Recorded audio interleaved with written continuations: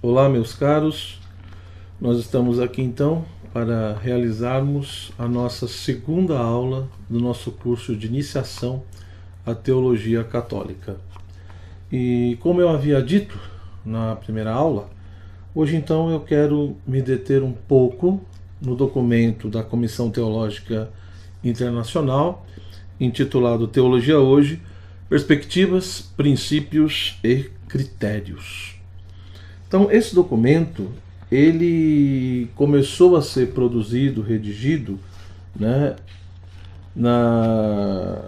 no período de 2004 até 2008. Então, a Comissão Teológica Internacional, nesse período lá com seus membros, já debateram e analisaram um pouco essa temática, essa importância da teologia, a identidade da teologia católica, mas nesse período de 2004 a 2008 não conseguiram terminar esse documento, e aí depois passou, né, para o outro quinquênio, para um outro período, que foi a partir de 2009, e na realidade, então, esse texto ele terminou, né, acabou sendo finalizado no dia 29 de novembro de 2011, como diz a apresentação. Ele foi submetido ao presidente o prefeito da Congregação para a Doutrina da Fé, na época o cardeal William Levada, né, e foi, enfim, autorizada a sua publicação. Então, como nós sabemos, o documento ele é constituído de uma introdução e de 3 capítulos. Eu gostaria então de fazer algumas observações, primeiramente, referente à introdução e ao capítulo 1. Tá? Na introdução, nós temos uma coisa bem interessante, ou seja, no número 1 da introdução, a Comissão Teológica Internacional nos chama a atenção para o fato de que, depois do Concílio Vaticano II, segundo a Comissão, ocorreu todo um desenvolvimento, toda uma produtividade, em vários sentidos, na teologia católica. Né? A teologia católica foi assumindo, digamos assim, vários aspectos, novas vozes teológicas, novas dimensões, né?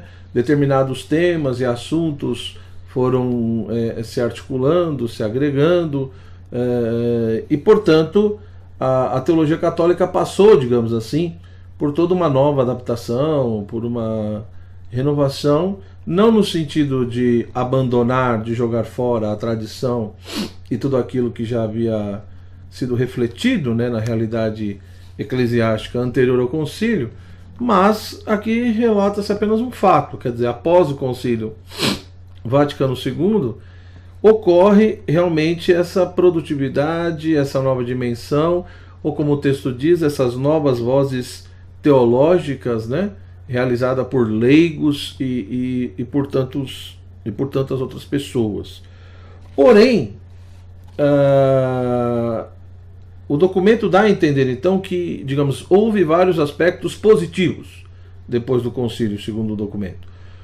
No entanto, o documento deixa bem claro nesse item 1 que nesse período também ocorreu um certo problema, que o documento chama de fragmentação da teologia. Ou seja, a impressão, a sensação que se tem, ou a constatação, é que a teologia católica foi se fragmentando, ou seja, foi se dividindo, né? E no sentido ruim da palavra, ou seja, parece que ela foi perdendo a sua unidade, a sua identidade.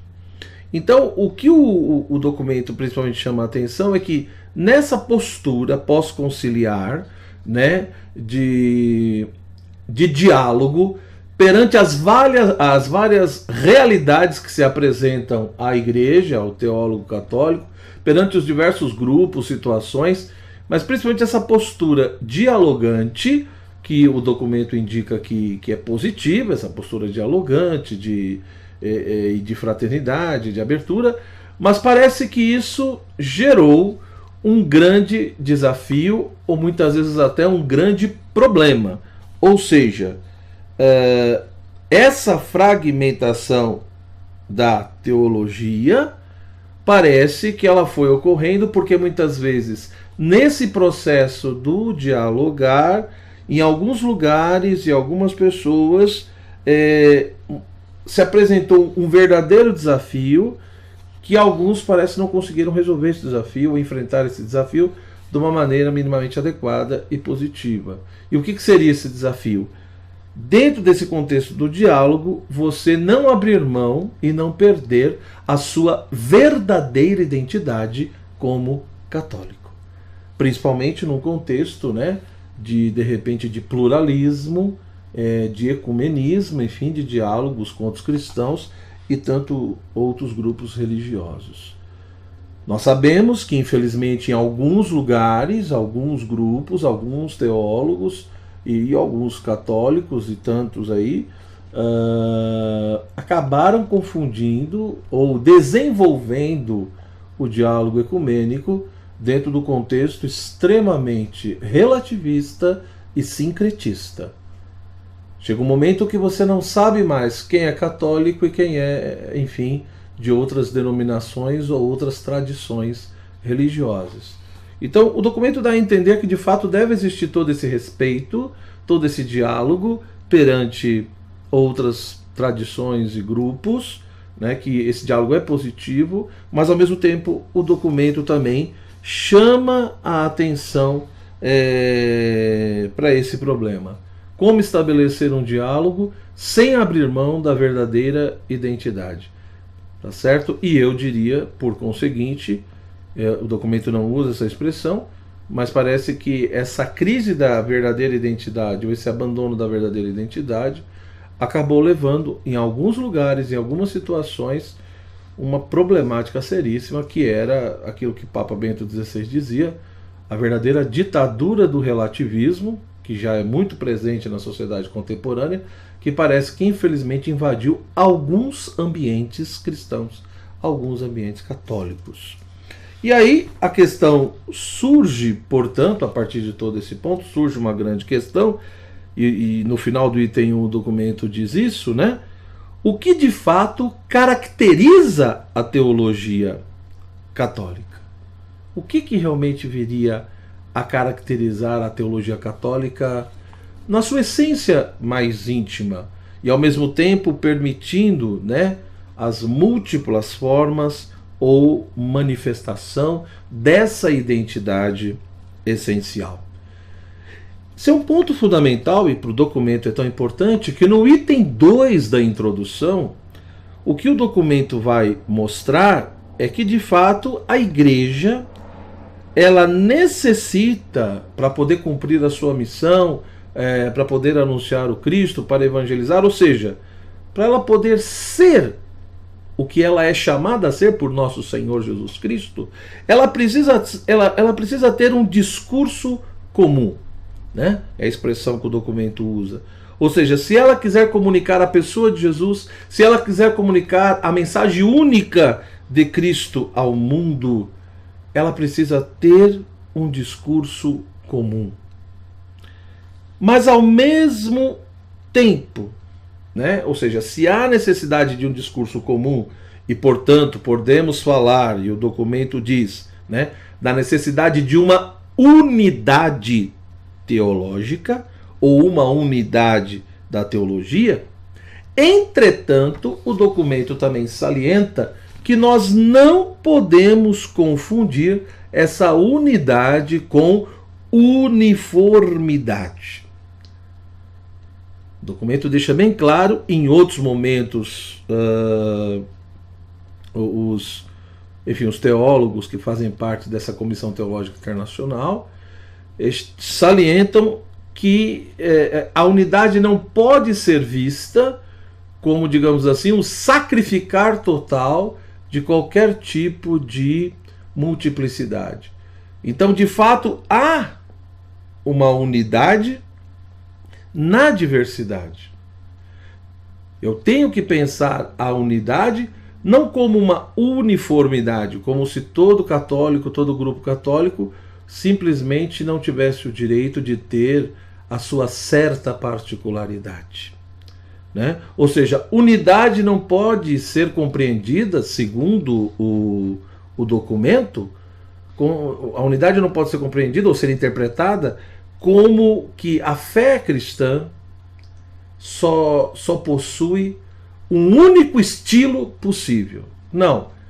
Há uma pluralidade de estilos, né?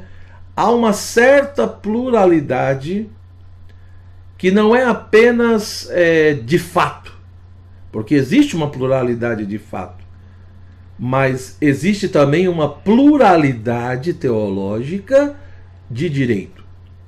E é aqui que, evidentemente, que apresenta-se muitos problemas. Porque dependendo como eu entendo isso, eu posso cair em dois extremos terríveis. Se por um lado eu saliento essa pluralidade de fato, real, como se toda e qualquer pluralidade fosse legítima e, portanto, de direito, eu vou ser obrigado, então, a aceitar um monte de linhas teológicas e métodos e maneiras de fazer teologia que contradizem profundamente a essência da teologia católica.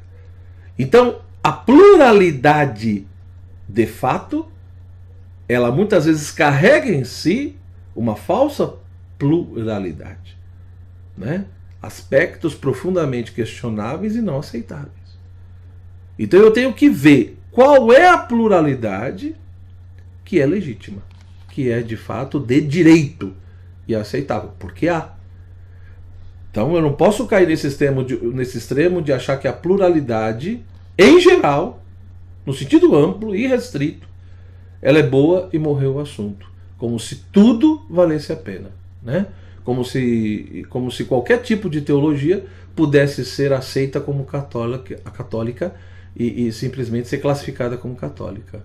Isso vai levar necessariamente ao relativismo que nós vemos hoje e essas confusões e contradições que nós percebemos, né, em vários ambientes religiosos, tá certo?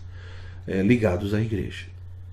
Mas existe um outro extremo que o documento também chama a atenção.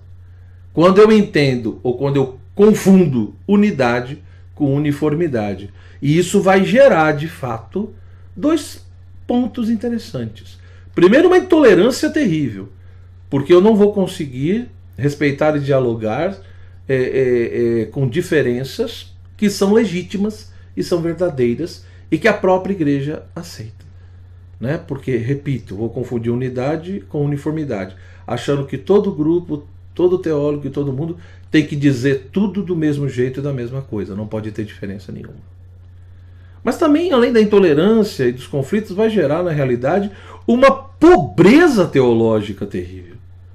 Imagina se nós fôssemos obrigados simplesmente a dizer, olha, ou eu fico com Santo Agostinho, com o modo e a maneira como ele fez teologia, no contexto latino, no contexto romano, né? Ali nesse final da antiguidade, ou eu fico com São Gregório de Nissa, que já é um contexto grego, um contexto bizantino. E são duas maneiras diferentes de fazer teologia, são duas abordagens diferentes. Os dois são doutores da igreja. E que, portanto, a igreja acolhe e a igreja mostra que se complementam. Da mesma forma, no século XIII, quando você pega de um lado numa tradição franciscana, um São Boaventura, um grande nome, e que teve todo um modo peculiar de expressar a fé cristã nesse contexto franciscano.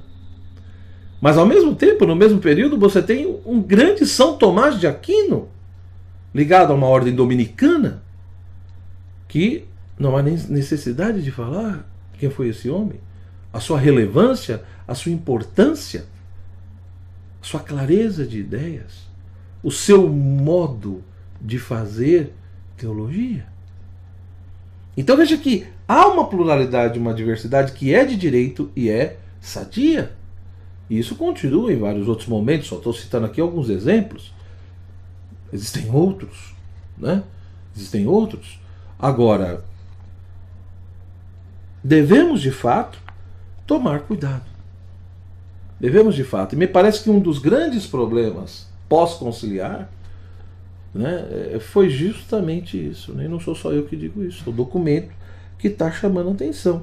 E o documento ele vai nessa linha tênue, né? Tanto que no item terceiro, no final do item terceiro da introdução, o documento diz literalmente isso, né? Ele diz que a Comissão Teológica Internacional ela já se deteve sobre outros aspectos da tarefa teológica, né? Da função do teólogo, da tarefa da teologia. Então cita aqui outros documentos, né? Como a Unidade da Fé e o Pluralismo Teológico, que é de 1972, o Magistério e a Teologia, que é de 1975, a Interpretação do Dogma, que é de 1990.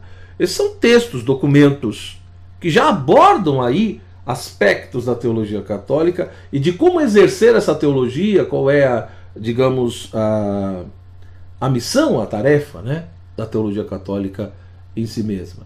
Então, o documento lembra isso, que existem outros textos da Comissão Teológica Internacional que já abordou outros aspectos, mas que este documento de 2011 tem por tarefa identificar os traços familiares distintos da teologia católica, né?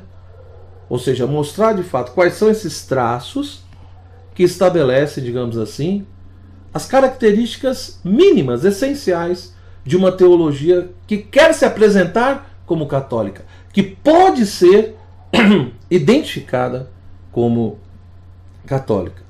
Por mais que respeitemos que existe, né, dentro do contexto da teologia cristã, outros modos de fazer teologia, outras perspectivas, como eu já disse na primeira aula, e o próprio documento, nessa introdução, na nota de rodapé, número 5, deixa bem claro em que sentido se usa aqui a palavra católica, né, totalmente ligado à Igreja Católica Apostólica Romana, e também no sentido que se usa a palavra teologia, ou seja, no sentido em que a Igreja Católica compreende esse termo.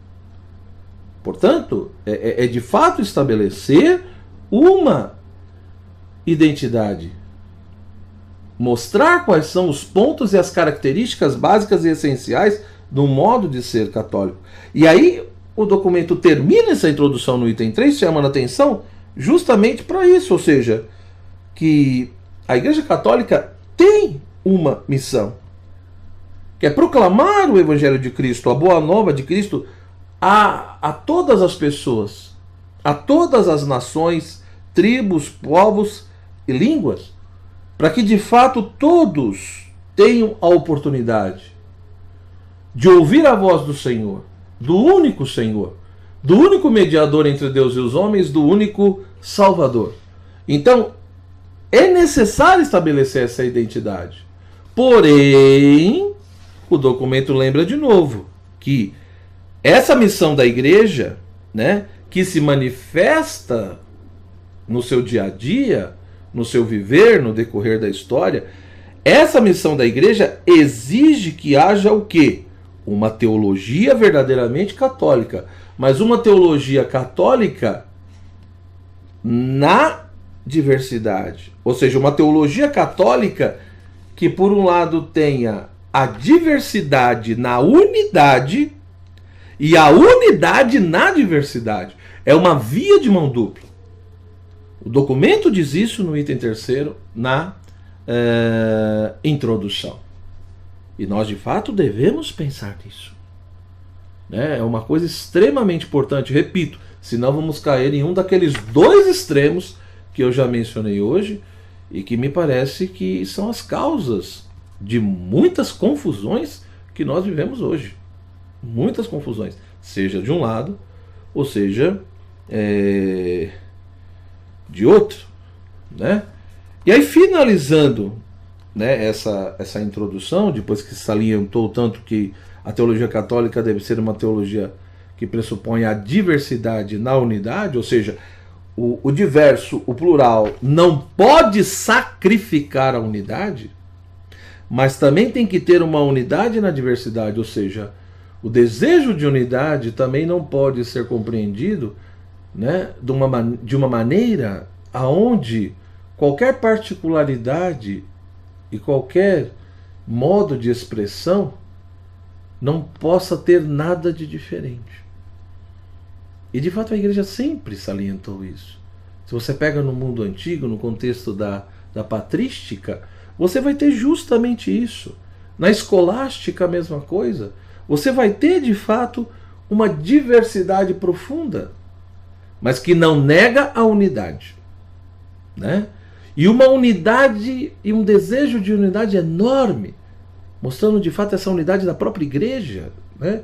Essa unidade da própria busca da santidade, mas que também permite uma certa pluralidade sadia e legítima. Por fim, nessa introdução, o documento diz justamente isso, que ele vai se desenvolver, ou ele vai procurar enfrentar essa questão da teologia católica e sua identidade, em 3 momentos, né? Ou em 3 capítulos. No primeiro capítulo, vai estar focado justamente a problemática da palavra de Deus, da escuta da palavra de Deus. Depois, no capítulo 2, o documento vai se referir justamente para a ideia da necessidade de que o verdadeiro teólogo católico, ele se preocupa e procura estar em profunda comunhão com a igreja. E o terceiro ponto é justamente essa ideia de que a igreja e a própria teologia desenvolvida por ela tem que estar a serviço de Deus no mundo, né? Isso, ou seja, aquilo que de fato foi revelado, todo esse patrimônio da fé, esse depósito da fé, toda essa revelação, ela precisa ser anunciada ao mundo, a todos aqueles que ainda não tiveram a oportunidade de ter esse encontro pessoal com Cristo. E, portanto, o terceiro ponto também é uma preocupação de apresentar e anunciar essa mensagem de salvação e o próprio Cristo de uma maneira inteligível, ou seja, dentro de uma linguagem, de uma estrutura de pensamento que seja compreensível para o homem e a mulher de hoje. Então, aqui se estabelece já 3 pontos claros, ou seja, uma teologia que é católica, ela de fato tem uma preocupação enorme, né, com a palavra de Deus e de escutar a palavra de Deus. E ao mesmo tempo, uma teologia que se diz católica, ela realmente tem esse desejo e essa preocupação de estar em comunhão com a fé da igreja, com os ensinamentos da igreja.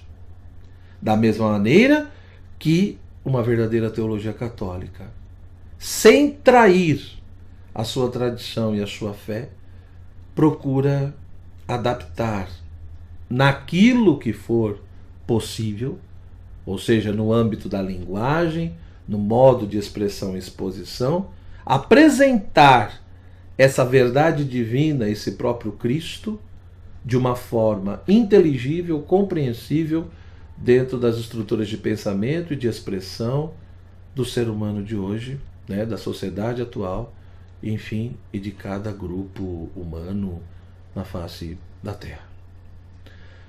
Essa é a proposta do documento. Eu gostaria agora então de adentrar o capítulo 1, que tem como título justamente o quê? A escuta da palavra de Deus. Esse capítulo é um capítulo profundamente rico, que chama a atenção por alguns pontos assim maravilhosos. O capítulo, ele se abre fazendo referência a um texto do Concílio Vaticano II, né, que é sobre a questão da revelação. O documento, né, Dei Verbum, que é sobre a palavra de Deus, que trata justamente da revelação.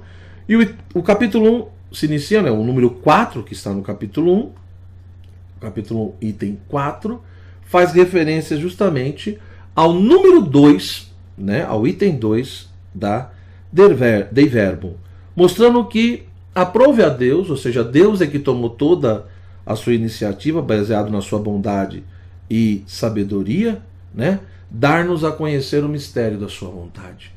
Então, se o ser humano conhece a Deus e conhece principalmente esse projeto de Deus, essa vontade de Deus, é porque Deus toma a iniciativa e vem até nós. Um Deus que de fato se comunica, se revela e toma a iniciativa de tudo isso, né? E portanto, essa ideia de que o seu Filho vem ao mundo, o próprio Cristo, para que todas as pessoas tenham condições de que, conhecendo esse Cristo, essa palavra de Deus feito carne, tenham acesso e possibilidade realmente de conhecer ao Pai e de poder adentrar o Pai. Tudo isso no Espírito Santo, né? Ora, o que se frisa muito aqui, o que põe-se desde um primeiro momento, o foco qual é? É a palavra de Deus. E essa expressão é extremamente importante. Nós sabemos que em outros documentos, e mesmo grandes teólogos já chamam a atenção para isso. Por quê? Porque a nossa tendência, quando nós falamos de palavra de Deus, pelo menos algumas pessoas, é simplesmente entender a palavra de Deus como a Bíblia, a Sagrada Escritura. O documento diz bem claro: a teologia, em todas as suas diversas tradições, disciplinas e métodos, está radicada no ato fundamental de ouvir, na fé, a palavra de Deus revelada, o próprio Cristo. Então, esse item que eu acabei de citar, que está no número 4 do capítulo 1 do nosso documento analisado, deixa bem claro que a teologia de fato tem as suas tradições, tem os seus métodos e disciplinas. Então, como eu já disse, há uma diversidade e pluralidade que é legítima, é aceitável, né? O documento diz claramente que a teologia, com tudo isso, ela está radicada, ou seja, a sua raiz, né? O seu ponto de referência, né? Ela está radicada, ela está enraizada num ato fundamental. E qual é o ato fundamental? Ouvir. Ouvir a palavra de Deus, que é o próprio Cristo. Mas é ouvir de qualquer jeito? Não. É ter essa relação com a palavra, é ter esse encontro com a palavra, né? A partir desse auditus fidei. Esse ouvir a palavra de Deus, mas ouvir na fé. Ou seja, a teologia pressupõe, portanto, que eu tenho esse encontro com a palavra de Deus, eu ouço essa palavra de Deus, mas eu ouço a partir da fé que eu já tenho e exercito na minha vida. Tá? Eu não quero chamar a atenção agora para a questão da fé. Eu quero chamar a atenção para a questão do Cristo. O texto é muito claro. A palavra de Deus revelada, o próprio Cristo. Então, quem é a palavra de Deus, em primeiro lugar? É Jesus. É o Cristo. É o Logos. É o Verbo de Deus que se fez carne. E aí o documento diz: a escuta da palavra de Deus é o princípio definitivo da teologia católica, que leva à compreensão, ao anúncio e à formação da comunidade cristã. Então eu só de fato compreendo, né, essa realidade eclesiástica, essa própria igreja. Eu só compreendo essa dimensão mistérica do cristianismo e da própria igreja. Eu só anuncio tudo isso, né? Eu vou tendo a compreensão dessa realidade do cristianismo. Eu vou anunciando o próprio Cristo e eu vou colaborando para a formação da própria comunidade cristã quando de fato eu escuto a palavra de Deus na fé, né? E o texto é bem claro, é princípio definitivo. Então a primeira grande característica da teologia católica é essa escuta da palavra de Deus. Agora, o escutar a palavra de Deus não significa apenas estudar as Sagradas Escrituras. Isso, infelizmente, às vezes foi uma compreensão um pouco equivocada que alguns tiveram, né? Tanto que o próprio documento diz mais para frente, no item 7, então, nesse capítulo 1, no número 7, o próprio documento chama atenção, né? Os membros da Comissão Teológica Internacional chamam atenção no item 7, deixando bem claro que a igreja venera extremamente as Escrituras. As Escrituras são sagradas. E são sagradas por quê? Porque foram inspiradas pelo Espírito Santo. E aí tem toda a questão da problemática da inspiração, o que significa essa inspiração. Mas de fato, a Escritura, a Bíblia, esse conjunto de textos de livro, o Antigo e o Novo Testamento, não é resultado apenas de um esforço humano ou de uma expressão cultural e histórica. Existe ali um autor central que é o próprio Deus. Existe ali essa presença de Deus. Deus se manifestando, se revelando, falando conosco através de muitas pessoas que colaboraram para poder redigir aqueles textos. Falando conosco através desse texto sagrado. Então, a igreja reconhece isso. A beleza e a importância e a centralidade da Sagrada Escritura. Porém, no documento diz bem claro: a igreja venera extremamente as Escrituras, mas é importante reconhecer que a fé cristã não é uma religião do livro. O cristianismo é a religião da palavra de Deus. Não de uma palavra escrita e muda, mas do Verbo encarnado e vivo. Ou seja, a palavra de Deus, esse Logos divino, fala conosco, se revela. Sim, né, como diria Dom Terra, que foi um grande biblista no Brasil, infelizmente é pouco reconhecido, mas foi um grande exegeta, e ele dizia muitas vezes: a Escritura de fato, a Bíblia Sagrada, é a maior expressão da palavra de Deus. É um grande ponto de referência, o maior grande ponto de referência para nós. Porém, a palavra de Deus também fala conosco de outras formas. Fala conosco através da criação. Fala conosco no íntimo de nós. Fala conosco através também da sagrada tradição e de outras formas. Essa palavra de Deus, ela, portanto, ela não pode simplesmente ser identificada meramente com as Escrituras sagradas, com os textos ali. Então, o cristianismo, a fé cristã, não é uma religião do livro, como alguns muitas vezes salientam, como alguns muitas vezes apresentam o cristianismo como uma religião do livro, como existem outras religiões que também se dizem religiões do livro. E o documento faz questão de salientar isso. Tá?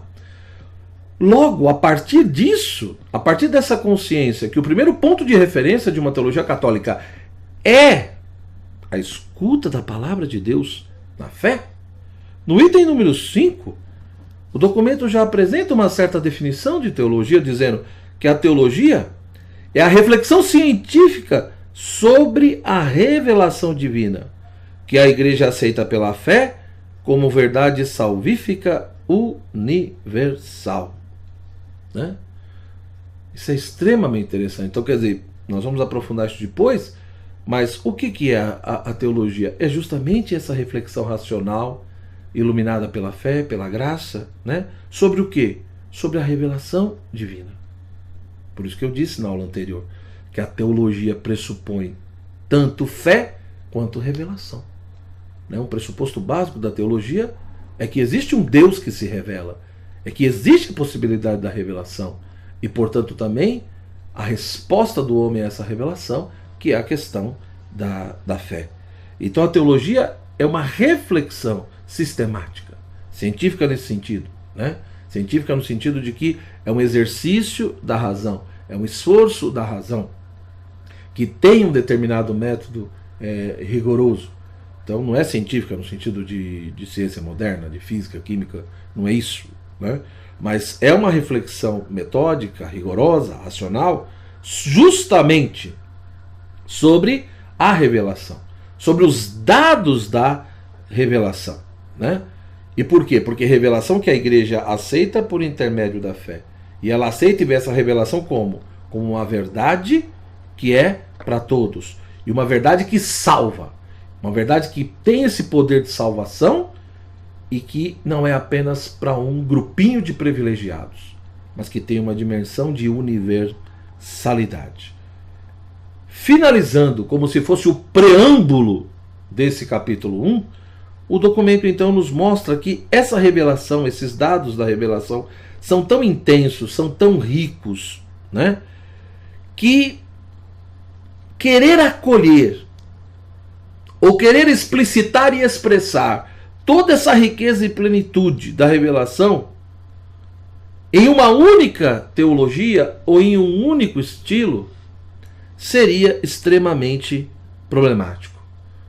Por isso que nesse capítulo 1, o documento salienta que, devido a essa riqueza, a essa plenitude, a essa profundidade dos dados revelados, é por isso que dificilmente uma única maneira, uma única abordagem teológica não teria condições, né, talvez, de fazer tudo isso. Por isso que diz que a igreja, ela recebe, né, as diversas maneiras, né, que o ser humano recebe isso e vivencia isso, e portanto que vai dar origem a múltiplas teologias. Ora, o que está dizendo aqui? Aquilo que já disse antes. Ou seja, é a bendita da unidade na diversidade e a diversidade na unidade. Eu tenho uma revelação, eu tenho um depósito da fé, eu tenho os dados revelados. Isso é tão rico, tão profundo, né, que cada ser humano, ou cada realidade humana, ou seja, dentro da diversidade humana, vai ocorrer, digamos, uma recepção diferente dessa revelação e desse dado. E isso vai dar origem a múltiplas teologias. Ora, essas teologias múltiplas, essa diversidade, desde que não destrua e não venha negar e ferir a unidade, é aceitável. É isso que o documento está chamando a atenção. E termina esse poema do capítulo 1 dizendo justamente isso. Ele diz: na sua diversidade, todavia, a teologia está unida no serviço à única verdade de Deus. Então eu não posso entender essa diversidade, ou pluralidade, ou multiplicidade de teologias, como uma pluralidade de verdades. Onde, na realidade, cada teólogo, cada teologia, digamos, teria a sua verdade, ensinaria a sua verdade, e como se a igreja não tivesse, digamos, uma doutrina, né, que ela de fato procura ensinar e expressar a partir desse patrimônio, dessa revelação que ela recebeu e acolheu baseado na sua fé, que acolheu com fé, né? Então, essa diversidade, ela não tem que ser vista, ela não tem que ser exercitada, essa diversidade e pluralidade, ela não pode levar a um verdadeiro relativismo radical. Mas ao contrário, essa pluralidade, ela tem que estar a serviço, como diz o texto, da única verdade de Deus. Da única verdade que foi revelada. A verdade é uma. O máximo que podemos talvez aceitar é que existem modos de expressar essa verdade. Podemos discutir a historicidade das expressões da verdade, mas a verdade é o que é. A verdade é o real. A verdade é aquilo que mostra o que as coisas são. E a verdade sobre Deus e o que Deus revelou e que a igreja recebeu e guarda e transmite é única. Agora, o modo de se aproximar dela, a estrutura de pensamento que tenta compreendê-la e o modo de expressar pode até ter uma diversidade, desde que não fira a unidade e desde que colabore e se coloque a serviço, né, na transmissão da única verdade e não do estabelecimento de uma confusão e do relativismo. É isso que o documento está chamando a atenção. Ele termina dizendo: a unidade da teologia, portanto, não requer uniformidade, mas sim um único foco na palavra de Deus e na explicação de suas riquezas inumeráveis pelas teologias, capaz de dialogar e se comunicar umas com as outras. Então eu tenho de fato uma diversidade de teologias. Essas teologias, essas tendências, esses modos de fazer teologia dentro da Igreja Católica, existiu desde o início. Só que tem que haver comunicação entre elas, tem que haver um diálogo entre elas. Então eu não preciso entender unidade como uniformidade, né? Eu não preciso massacrar a pluralidade e a diversidade, né? Mas eu tenho que manter um foco. Ou seja, o foco central é a escuta da palavra de Deus na fé. É os dados da revelação. Essa é a ligação com esse patrimônio transmitido pela igreja. O teólogo não cria esse patrimônio. O teólogo não gera esse patrimônio. Ele recebe pelas mãos da igreja esse patrimônio. O máximo que ele pode fazer é tentar ajudar na compreensão, na interpretação desse patrimônio. Então, a diversidade teológica ela é possível, desde que essas teologias dialoguem entre si, se comuniquem entre si, desde que não haja contradição entre elas, mas sim complementariedade, e todas juntas, cada um do seu modo, prestem, digamos, uma diaconia, um serviço à verdade de Deus e à verdade revelada por Deus. E aí o documento diz, da mesma forma, a pluralidade de teologias não deverá implicar fragmentação ou discórdia. Então, se é uma pluralidade que está gerando toda uma divisão, uma discórdia e uma perda de identidade, e não um serviço dessa verdade, essa pluralidade é uma pluralidade doentia. E que, portanto, não vem de Deus, não é saudável. Tá? Então veja, meus irmãos, quanta riqueza, quantas coisas nós temos aqui num simples documento. Na sequência desse capítulo 1, nós vamos ter 3 momentos bem definidos, né? Isso que eu expliquei aqui agora é como se fosse o preâmbulo do capítulo 1. Agora é que realmente começa o capítulo 1. Ou seja, no 1.1 do capítulo 1, o documento vai falar justamente sobre essa coisa do primado da palavra de Deus. Como entender essa palavra de Deus, né? Então, de uma certa maneira, eu já antecipei um pouco isso. Essa palavra de Deus é o próprio Cristo, né? É esse verbo divino, esse logos de Deus, essa palavra eterna, que existe desde todo sempre com o Pai e o Espírito, toda essa dimensão do mistério da Trindade. Então, a palavra de Deus é essa segunda pessoa da Trindade, é o próprio Cristo, a palavra eterna, que se fez carne, que se fez homem, por amor a nós e para nos salvar, né? E aí vem aquela observação que eu já disse, ou seja, eu não posso compreender o cristianismo como uma religião do livro, mas sim, o cristianismo é uma religião da palavra de Deus, uma coisa mais ampla, né? Ele cita aqui algumas frases e exemplos de Santo Agostinho, salientando esse ponto, e aí finaliza essa questão, esse 1.1, mostrando que a partir disso nós podemos estabelecer um primeiro critério fundamental, que é o grande critério da teologia católica, que é o reconhecimento da primazia da palavra de Deus, né? Então Deus de fato falou de muitas vezes, de modos diversos. Ele falou pela criação, e continua falando pela criação, ele falou pelos profetas, né? E homens sábios, né? Mas, de maneira definitiva, ele, através da vida, morte e ressurreição de Jesus Cristo, ele falou conosco de forma plena. Então essa ideia de que Jesus é a plenitude da verdade, Cristo, o Verbo encarnado, é a plenitude da revelação, e ele de fato é essa palavra eterna de Deus, é aquele que veio até nós, que se fez carne e que nos possibilita realmente voltar ao Pai. E perante esse Deus que se revela, perante esse Deus que fala conosco, né?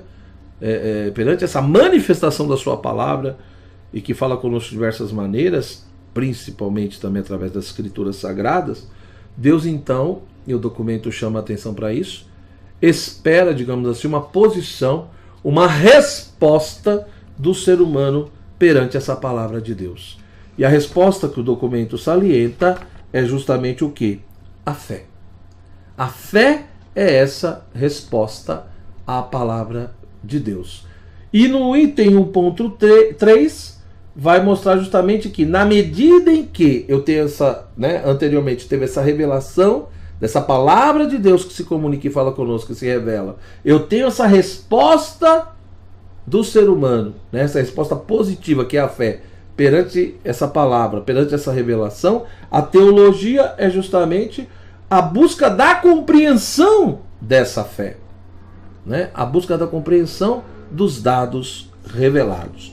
Mas isso eu vou deixar para a semana que vem, tá bom? Porque senão a aula fica muito longa, etc, né? Então semana que vem eu vou analisar principalmente o que? O item 1.2, que é a questão da fé, e o item 1.3, que é a questão da teologia, como compreensão da fé. E aí eu vou me basear no documento e vamos aprofundar um pouquinho, né? O que é essa fé? Quais são os aspectos da fé? E a partir disso, o que o documento diz realmente sobre essa questão da teologia enquanto busca do entendimento da fé. Tem uma obra, né, aos poucos eu vou aqui mostrando para vocês e dando referências. Tem uma obra, um livro chamado Riquezas da Mensagem Cristã, de um monge, né, que ele morou no Mosteiro do Rio de Janeiro, Dom Cirilo Folk Gomes, né, essa obra aqui, Riquezas da Mensagem Cristã, tá certo? Então, se você puder adquirir, vale a pena.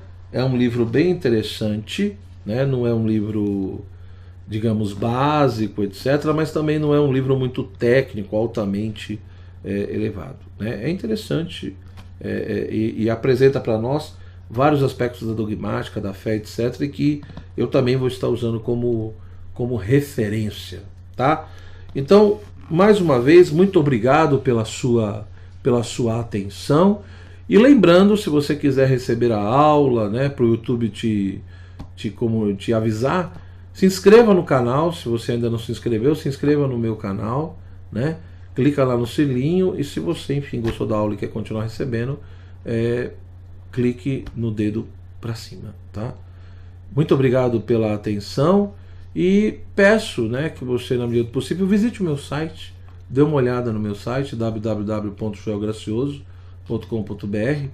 Lá você vai encontrar várias coisas, né, e vários textos, enfim, cursos, para que você pode realmente usar para sua formação, etc. E peço, né, na medida do possível, divulgue a aula, né, compartilhe, e para que junto nós possamos poder anunciar de fato essa fé cristã que nós abraçamos na nossa vida. Que Deus te abençoe. Muito obrigado pela sua atenção e espero que a aula tenha te ajudado. Até a nossa próxima aula, semana que vem.